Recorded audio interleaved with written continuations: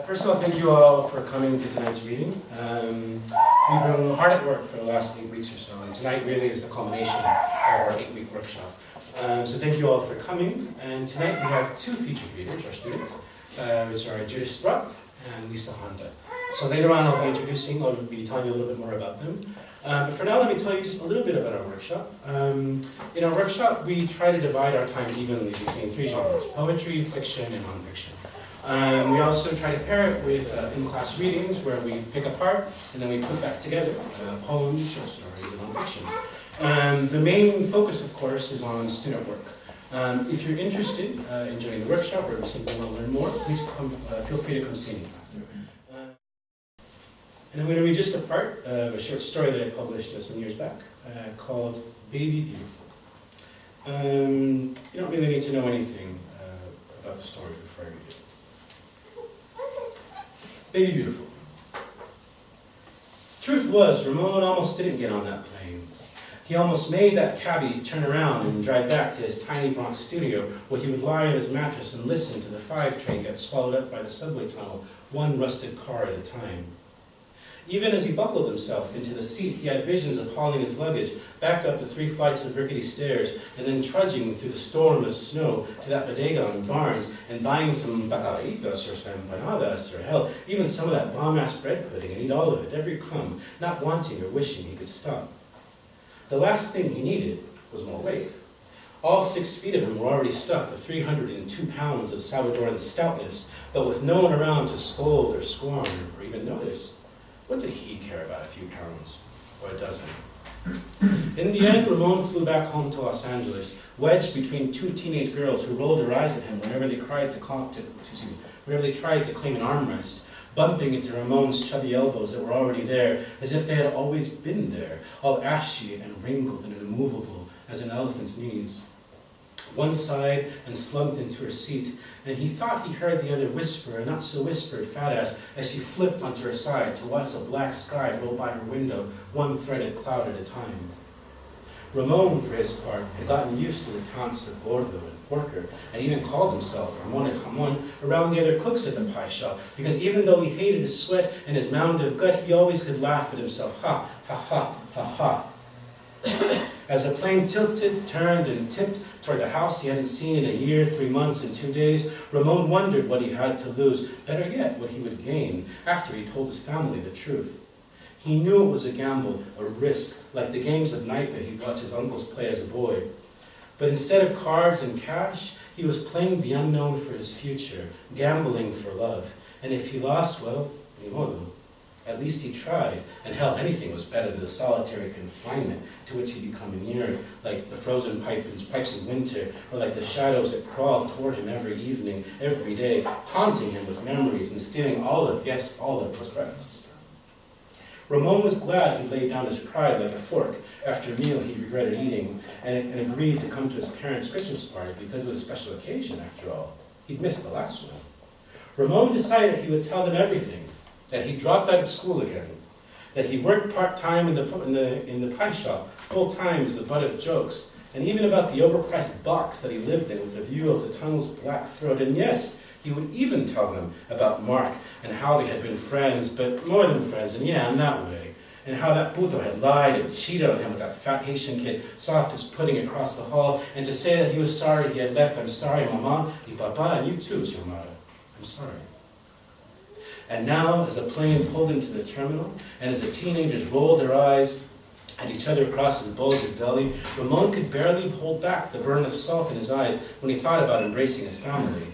He pictured them waiting for him, tired and tearful at the terminal, waiting for the son and brother that had flown to the other side of this huge green Rolandia.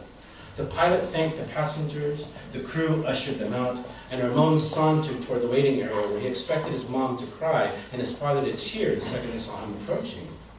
Instead, he saw only his sister Xiomara whistling in the arrivals lounge, wrapping and unwrapping her scarf around her forearm as she thumbed through a magazine. When she ran over to him, he bent over to hug his sister and felt ashamed that her arms couldn't wrap all the way around him. He felt her arms warm and separate across his back, each hand like the tip of a continent stretching toward the tip of the other, waiting to glide.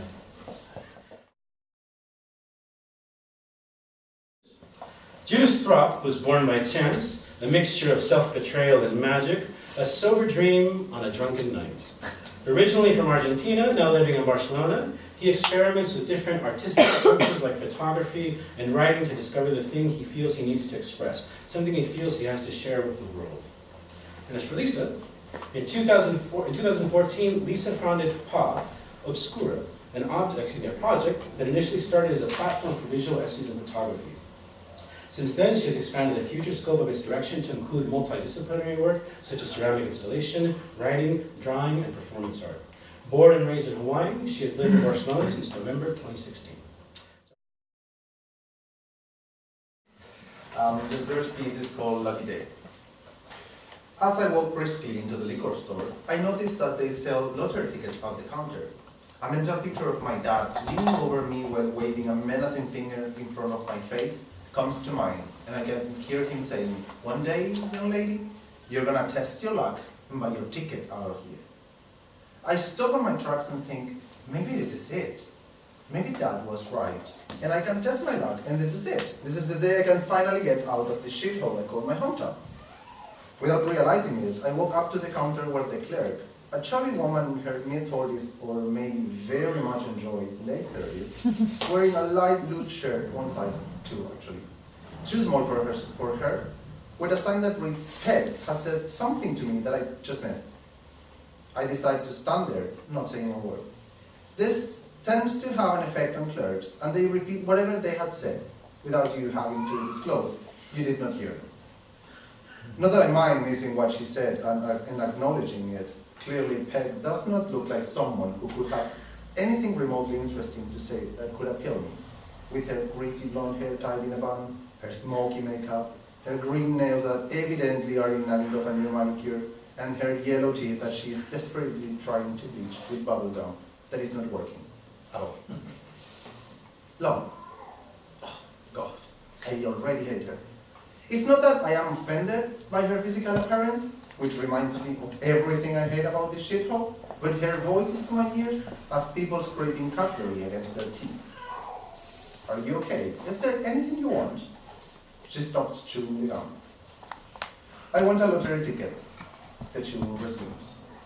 She moves her chubby hands, places them over a greasy mouse, and looks at a screen that seems to have belonged to a 1950s laboratory overcrowded with white-robed engineers taking notes after experimenting with monkeys. The screen is clearly going to give her brain cancer.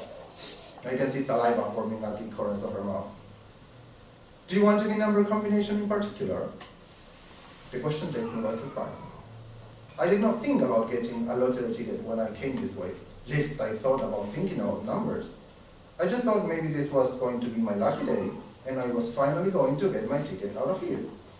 Now I have to think about numbers? I thought she was going to just hand me a piece of paper, and that was it. This is not turning out the way I expected. What kind of numbers do I have to think about? And how many numbers?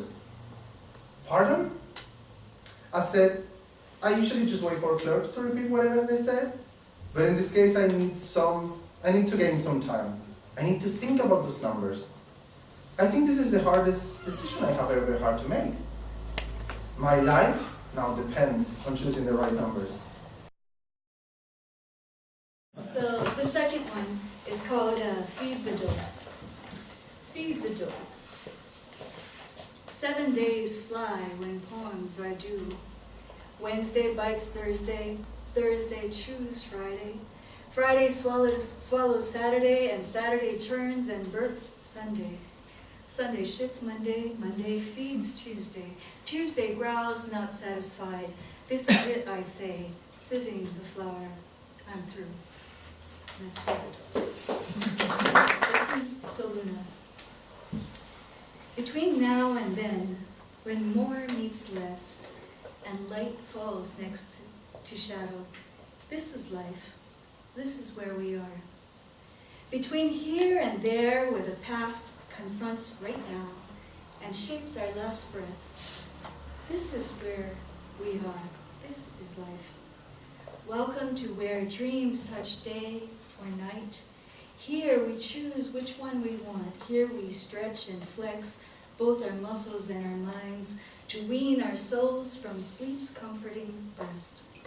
Between here and everywhere, where despair waits in a darkened corner while others dance in a spotlight powered by the sun, this is when we tally our strengths and use them as fuel.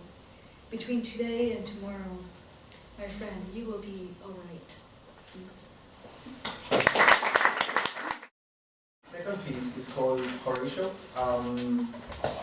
It has been an idea that's been on my mind for a couple of months now, and as part of this workshop that we did with covers, I was able to put some of that on the paper. It's, I would say, a still work in progress, and I think this can grow a lot from what it is, but I hope you like it. The air was damp and humid. The room was so cold you could see your own breath, even when it was poorly illuminated by a couple of candles placed in holes on the stone wall.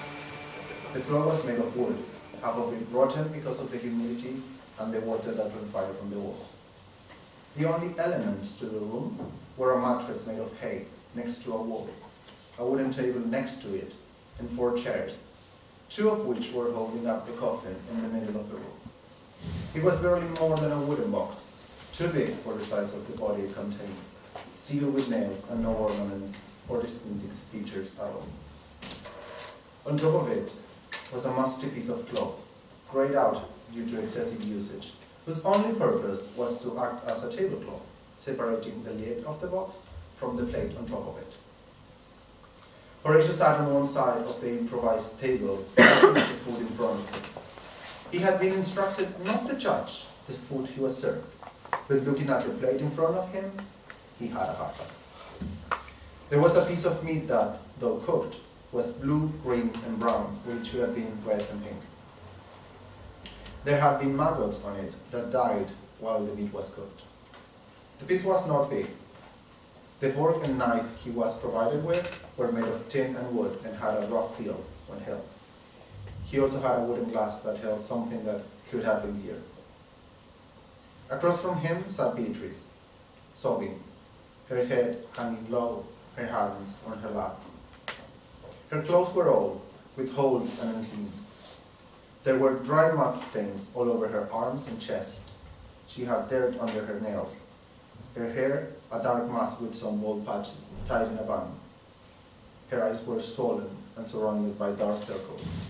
Her face was brown with dirt, except for the places where tears had cleaned the skin. She had lost her only son, a 5-year-old child named Augustus, whom she called Augie. She was a widow. Her husband had died a month earlier, victim to the cold, like their son. The father had gone out to gather wood before the sun went down, but it got too dark too soon, and he got lost on the way back home from the forest. She mourned him until she got sick. Augie had gone to the blacksmith looking for coal, because Beatrice was too weak, dizzy, and groggy to do it herself, due to a high fever. She dozed off, exhausted, woke up, dozed off again, and passed out. When he returned, she did not hear him banging on the door. Augie had waited, not knowing what to do.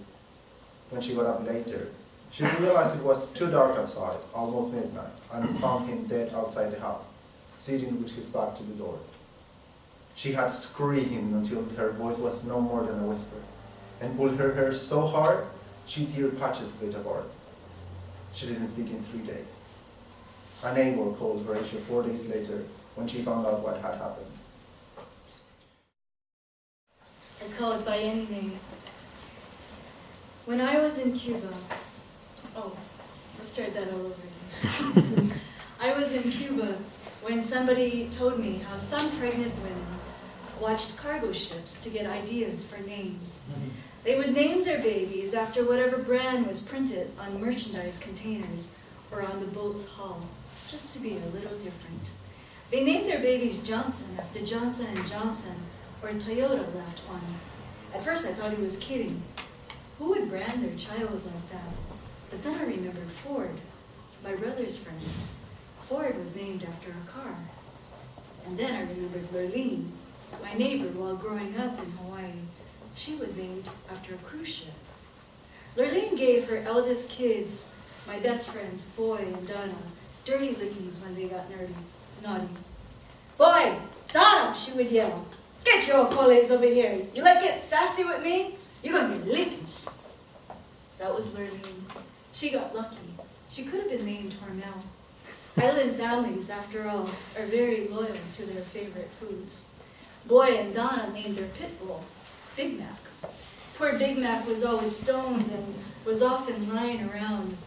His big, sad, and heavy eyes, bright red from eating ripe berries that fell from the palm trees between our houses. Most of the dogs that I noticed in Havana seemed like strays. I doubt many had names and they ignored me, but not the people. Almost everyone I met in Havana was friendly and they seemed happy. They greeted each other joyfully, exchanging cheek kisses in rapid fire. I didn't mind how they called out, Gina, when I walked along the Malecon or biked through the city on the Paseo de Prado. If I was riding on the bicycle, I wove my arm and playfully called back, Hola, Chino! Despite no obvious Chinese men around. I met smart and kind people, mostly university students. Some of them regarded me with a mixture of curiosity and amusement. I wasn't quite like most of the others in my group, especially the ones who would like to wear army green Che Guevara t-shirts and the occasional cotton fabric beret with a single red star. The number of small kisses with which we were greeted corresponded to how much we were liked and accepted. I got 5 little kisses on my cheek once. That was nice. For the rest of my stay, I kept hoping to meet a Toyota and wondered if I'd ever come across a child named Honda. Just thinking about the possibility that I would meet someone whose first name was the same as my surname reminded me of when I was little and I used to think of my name a lot. When I was 4 or 5 years old, I was convinced that my small town's name was Honda. Evidence was everywhere. There was a huge and the only car lot with white illuminated signs, one each for a red letter that spelled out Honda. Then there was the Honda motorcycle showroom that was sandwiched between Pizza Hut and Burger King, and which seemed to me always closed. There was the Honda fish store next to the town's main road, nestled by clusters of banana trees, heliconia, and gardenia bushes that rarely bloomed. The family who owned the business had a daughter the same age as my sister. They went to high school together and also shared the name Debbie, probably after the actress Debbie Reynolds. The Honda fish store was a mystery to me because they never turned on the lights inside, and you could barely see into the front part of the shop as you drove past. My family never bought fish there because we got ours from Plus, Lurleen's husband. Finally, there was our family's business, Honda Florist, a tiny, dark flower shop with a large, white, illuminated sign, also with red letters. 4 businesses, 2 very fancy, within a 15-minute walk, all named Honda. For sure, it was our town. I didn't even notice that Honda is a Japanese name. I fought with Lisa Larson once. Her dad owned a jewelry store. They sold gold necklaces and other expensive stuff, and she tried to teach me how to pronounce my family's name. She told me our town's actual name and taught me that Honda is not an American name. It's Japanese, she firmly explained. This incident turned into an argument with me, using my very best impression of Clint Eastwood as Dirty Harry. I squinted slowly and remained as calm as any 5-year-old could remain. I said slowly, dramatically, "It is American."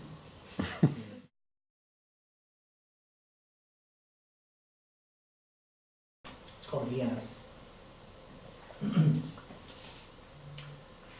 Now, it's just a matter of taking this handful of notes to wonder how they fit into my life. I would like to believe that I took them down for a reason. One that goes back to Virgil's Aeneid, a book I know I will never read. Something spoken by the goddess Juno. One, the title of a painting. One, the title of another. One, the brief note written on the back of a postcard in 1912. If I cannot bend the high powers, I will move the infernal regions. The castle in the sea. Autumn tree in turbulent air. And I will telegraph once I know when I will come. For the time being, I don't know how long I will stay.